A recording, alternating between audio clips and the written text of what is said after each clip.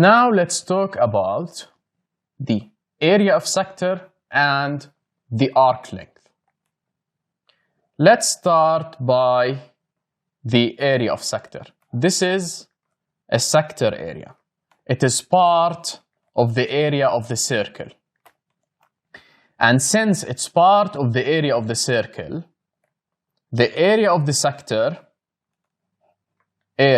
sector is equal to the angle, which is theta, over the full rotation inside the circle, which is 360 degrees, times the area of the circle, which is pi r squared. And by this, I can find any area of sector inside any circle.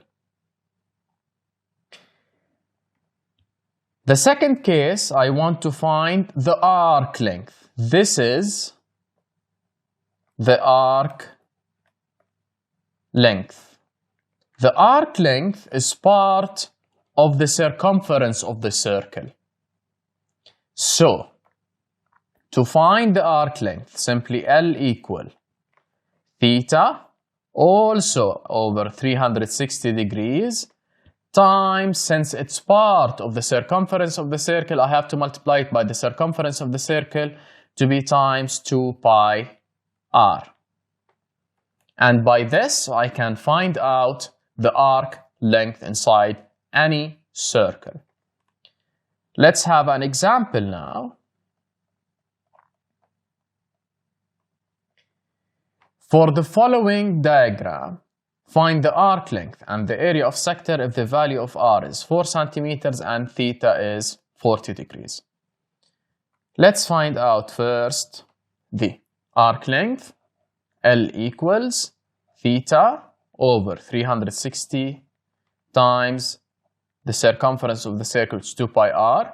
So the arc length is theta, which is 40, over 360 times 2 pi times r, which is 4, and this value is equal to, I need to use my graphical display calculator.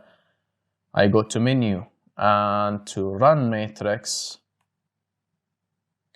I have 40 over 360 times 2 shift pi times r, and this is equal to 8 over 9 pi. If I want to see it as a decimal, I press S to D, and the value will be 2.79 centimeters. To find now the area of sector, simply the area is equal to theta over 360 degrees times the area of a circle, which is pi r squared. So this is equal to 40 over 360 times pi times r squared, which is 4 squared, and this is equal to 40 over 360 times pi times 4 squared,